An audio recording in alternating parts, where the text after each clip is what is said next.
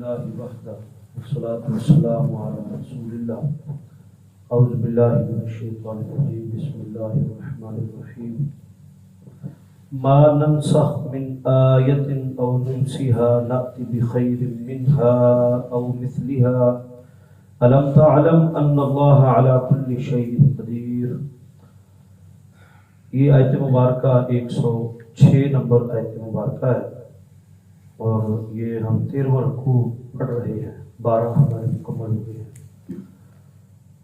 یہ آیت تعلق رکھتی ہے پچھلے موضوع کے اوپر کہ اللہ نے کہا کہ تم لا تقولوا راعنا وقولوا انظرنا، تم کہا کرو تم آئندہ راعنا کہنا ہی نہیں ہے بلکہ کہنا ہے انظرنا. تو ایک لفظ قرآن مجید میں اللہ نے نازل کیا ہے اور پھر اس کی جگہ پر ایک اور نازل کر دیا ہے، اس کو ختم کر دیا ہے. اس کو کہتے ہیں تنسیخ، منسوخ ہونا، کسی لفظ کا منسوخ ہونا. اس پر پھر جب یہ حکم آیا تو یہودیوں نے یہ پروپیگنڈا کیا کہ یہ کتاب کیسی ہے اور تم کہتے ہو کہ اللہ رب العالمین علیم ہے، بہت بڑا علم والا ہے. اگر اس رب کو پہلے ہی پتا تھا کہ اس لفظ کے اوپر مذاق ہونا ہے تو اللہ پہلے ہی انظرنا نازل کرتا. یہ کیسی کتاب ہے کہ پہلے نازل کرتا ہے پھر لفظ کو تبدیل کرتا ہے. قرآن مجید میں مختلف آیات ایسی ہیں جو منسوخ ہوئی، پھر اس میں کچھ حکم ایسے ہیں جو منسوخ ہوئے اور کچھ ایسی آیات ہیں جو اس وقت قرآن مجید میں موجود نہیں ہیں، نازل ہوئی تھی ان کی جگہ پر ایک اور نازل ہو گئی اور وہ بالکل ہی نکل گئی، وہ ہے ہی نہیں اس کے اندر. کچھ ایسی ہیں جو منسوخ ہوئی، ان کی تلاوت ہو رہی ہے، چل رہی ہے، لیکن ان کا حکم کوئی نہیں ہے. جیسے کہ جب تم شراب کی حالت میں ہو تو نماز کے قریب نہ جاؤ. اس آیت میں شراب کے ابھی تک حلال ہونے کی بات ہے، لیکن اس آیت کی جگہ پر اللہ نے ایک اور آیت نازل کر دی کہ بے شک شراب اور جوا شیطان کے اعمال ہیں، ان سے دور ہو جاؤ. اب حرام ہو گئی. تو جو ایک حکم کے اوپر دوسرا حکم آیا تھا تو پہلا حکم جاری رہا، حکم جاری نہیں رہا بلکہ اس کی تلاوت جاری رہی. حکم اس کا ختم ہو گیا، اس کی جو ہے وہ اوتھینٹسٹی ختم ہو گئی ہے کیونکہ اس کے اوپر ایک اور حکم. اس کو کہتے ہیں ناسخ و منسوخ ہونا. اس پر بھی انہوں نے پروپیگنڈا کیا کہ یہ کیسی کتاب ہے کہ یہ پہلے ہی اللہ رب العالمین صحیح طور پر کتاب نازل کرتا. تو ہم تو صحیح کہتے تھے کہ یہ کتاب محمد صلی اللہ علیہ وسلم خود سے لکھتے ہیں یا خود سے گھڑ لاتے ہیں. اب اس پر اللہ نے یہ جواب خود دیا، ما ننسخ من آیت او ننسیها نأتی بخیر منها او مثلها. ہم نہیں کوئی آیت منسوخ کرتے جب تک اس کی جگہ پر اس جیسی یا کوئی اور آیت یا لفظ نہ لے آئے. یہ اب اللہ نے اس کی گارنٹی اور ذمہ داری بھی خود لے لی کہ جو نیا لفظ آیا ہے وہ تم نے دیا ہے، وہ بھی تو رب نے دیا. جو نئی آیت اس کی جگہ پر آئی ہے وہ کس نے دیا ہے؟ وہ جو پہلی رب نے دی تھی تو ابھی اللہ رب العالمین نے دی ہے. تو ما ننسخ من آیت، ہم کوئی آیت نہیں بھلاتے. اصل میں اس کو کہتے ہیں بھولنا، ختم کرنا، مٹانا، نکالنا. او ننسیہا نأتی بخیر منہا، یا تو اس سے بہتر لے کر آتے ہیں یا سیم اس جیسی لے کر آتے ہیں، اس سے کم نہیں لاتے. رائنا سے بہتر انظرنا تھا، اس کا الٹ بن ہی نہیں سکتا، اس کا الٹ ہو ہی نہیں سکتا تھا. تو رائنا سے بہتر لفظ نہ ہو انظرنا. تو اللہ کہتے ہیں کہ ہم یا تو اس سے، اس لیے اللہ رب العالمین اگر کسی کی کوئی نوکری لگی ہے یا کسی کا کوئی کام چل رہا تھا رک گیا ہے، چھن گئی ہے، تو اللہ پہلی اس وقت تک نہیں چھینتا جب تک اس سے بہتر کا بندوبست نہیں کرتا. یہ یقین رکھنا چاہیے. تو ناتی بخیر، ایک چیز جب ہم لیتے ہیں تو اس کی جگہ پر یا بہتر لے کر آتے ہیں اور مثلی یا اس جیسی لے کر آتے ہیں، وہ تو گھٹ نہیں، برابر یا اس سے بہتر. الم تعلم ان اللہ علی کل شیء قدیر. اگلا اللہ نے زور دیا ہے جھٹکا. کیا یہ نہیں جانتے کہ اللہ ہر چیز کے اوپر قادر ہے؟ جب اس نے کتاب نازل کی ہے اور وہ ہی اس کتاب میں رد و بدل کا حق رکھتا ہے. الم تعلم ان اللہ علی کل کل شیء قدیر، کیا یہ بھول گئے ہیں کہ اللہ ہر چیز کے اوپر قادر ہے؟ اب اللہ کی یہ صفت تو ایسی ہے جو یہودیوں کے اندر بھی تھی، عیسائیوں کے اندر بھی تھی، اور یہ اعتراض کیا یہودیوں نے تھا۔ تو اصل میں جو سورہ انعام کے اندر اللہ نے کہا ہے کہ اے محمد صلی اللہ علیہ وسلم ان کو تبلیغ کرے ان چیزوں پر جو ان کے اور آپ کے مابین برابر ہیں۔ پہلے تو مشترک چیزوں کو لے کر آئے، برابر چیزوں کو لے کر آئے۔ اب اللہ رب العالمین وہ تو صرف انکار محمد صلی اللہ علیہ وسلم کا کر رہے تھے کہ آخری نبی بھی ہم میں سے آنا چاہیے تھا، اللہ کا تو انکار تو وہ کر ہی نہیں رہے تھے، اور پھر اللہ کے لا کل شیء قدیر ہونے کا انکار بھی ان کے اندر تھا ہی نہیں۔ تو اللہ نے یہ کامن بات کی، الم تعلم ان اللہ علی کل شیء قدیر، کیا یہ نہیں جانتے کہ اللہ ہر چیز پر قادر ہے؟ الم تعلم ان اللہ لہ ملک السماوات والارض، کیا وہ یہ بھی بھول گئے ہیں اور یہ جانتے نہیں ہیں کہ وہی مالک ہے زمین و آسمان کا؟ صرف اس کتاب اللہ کا، اس کتاب کے نازل ہونے کا مالک نہیں ہے صرف، بلکہ الم تعلم ان اللہ لہ ملک السماوات والارض، زمین و آسمان کی بادشاہت بھی اسی ہی کی ہے۔ وما لکم من دون اللہ من ولی ولا نصیر، تم رب کے سوا پھر کوئی نہ مددگار پاؤ گے، نہ اپنا کوئی ولی پاؤ گے، دوست پاؤ گے۔ اگر رب تمہاری مخالفت پر اتر آیا، خود اللہ رب العالمین، اور واقعی پھر ایٹ دی اینڈ اللہ رب العالمین یہودیوں کی مخالفت پر اتر آیا، اور آج تک اس کے اوپر ان کے اوپر کوئی رحمتیں نہیں ہے۔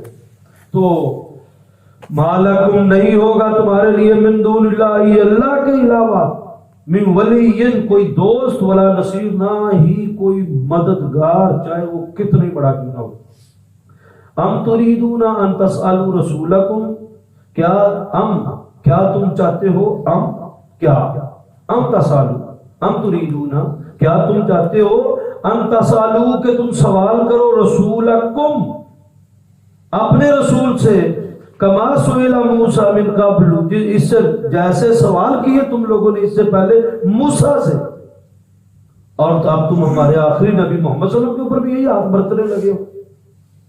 یعنی انہوں نے حضرت موسیٰ علیہ السلام نے جو کہا یہ گائے ذبح کرو اور اس کا سب پیس آف میٹ جو ہے اس کو مارو مردے پر، وہ رنگ کیڑے رنگ کی ہونی چاہیے، وہ کیسی ہونی چاہیے، ہم پڑھ آئے ہیں۔ اور بھی کئی طرح کے رسول اللہ صلی اللہ علیہ وسلم ایک دفعہ بیٹھے ہوئے نا، تو آپ نے فرمایا کہ حج فرض ہے، ہر بندے کے اوپر زندگی میں ایک دفعہ فرض ہے۔ اب ایک صاحب اللہ کے رسول ہر سال فرض ہے، آپ نے ادھر منہ کر لیا، اللہ کے رسول ہر سال فرض ہے، آپ نے ادھر منہ کر لیا، اللہ کے رسول ہر سال فرض ہے، آپ پیچھے مڑ گئے، وہ پیچھے بھی آ گیا۔ آپ نے فرمایا تم میں سے کون ہے جو مجھے اس کی اذیت سے نجات دے؟ اگر میں کہہ دوں کہ ہاں ہر سال فرض ہے، تم میں سے کون ہے جو ہر سال حج کر سکے؟ جب اللہ نے کہا ہے کہ فرض ہے زندگی میں ایک دفعہ، تم اللہ کے اس حکم میں اور سوال کیوں ڈھونڈ رہے ہو؟ جتنے آپ اہل علم سے، دینداروں سے سوال کریں گے، اتنا ہی آپ پر عمل کرنے کا حق عائد ہوگا، پھر آپ نے اتنا عمل کرنا ہے۔ جتنا علم ہے قیامت کے دن اتنا سوال ہوگا، اس پر عمل کیا ہوا؟ جتنا علم پہنچا بس اس پر عمل کرے، اس کی کنوں کے اندر، اس کی باریکیوں کے اندر، اس کی چھوٹی چھوٹی جانا ہی نہیں چاہیے۔ کثرت کے ساتھ سوال اسلام میں سختی کے ساتھ منع ہے۔ نبی اکرم صلی اللہ علیہ وسلم نے کئی دفعہ لوگوں کو کثرت سوال سے منع کیا، کثرت سوال کو پسند نہیں کیا۔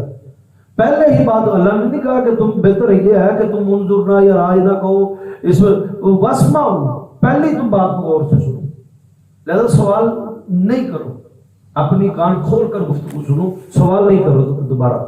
تو انتصلوا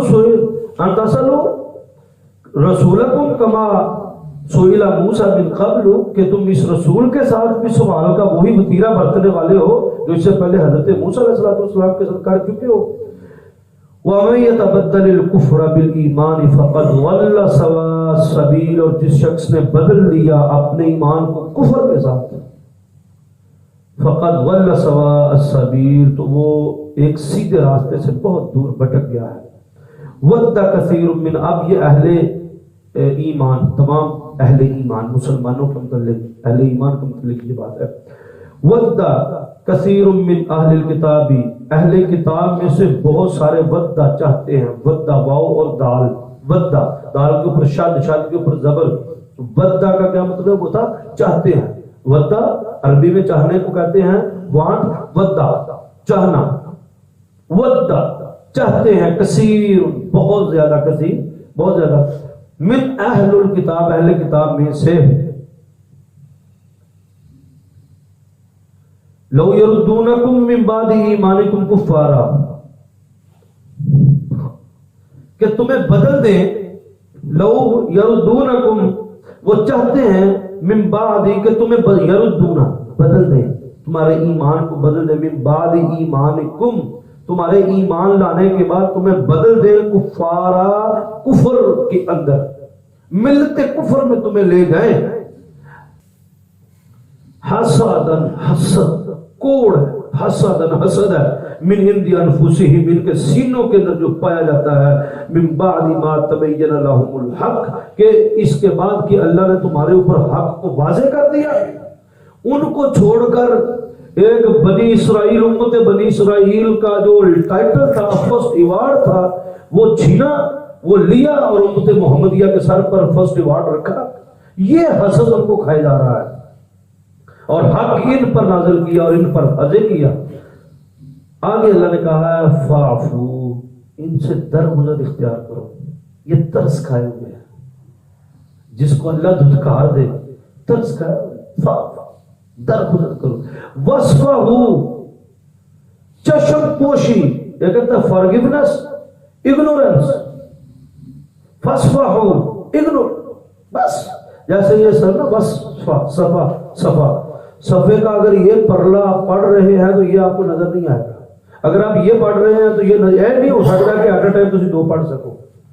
تو وصفہو کا مطلب ہوتا ہے بالکل صفائی پلٹ دیو، ادھر دیکھنا بھی نہیں، اہل کفر کے طریقوں کو گلیمر کی نظر سے، فخر کی نظر سے دیکھنا بھی نہیں ہے، چاہے وہ کتنے عیاش ہیں، اپنی آسان زندگی گزار رہے ہیں۔ اب دیکھا یہ فیفا ورلڈ کپ کل کا ہو گیا، اب انہوں نے، اب ان کو کتنا حسد ہے اس چیز سے کہ ہم اتنے لمبے عرصے سے، تقریباً پچھلے 100 سال سے ڈکٹیٹ کر رہے ہیں پوری دنیا کو، ہماری ڈکٹیٹرشپ چل رہی ہے، تو یہاں پر تو انہوں نے ہماری قوم کیا پوری دنیا کے نظریے کو اباؤٹ اسلام بدل کر رکھ دیا۔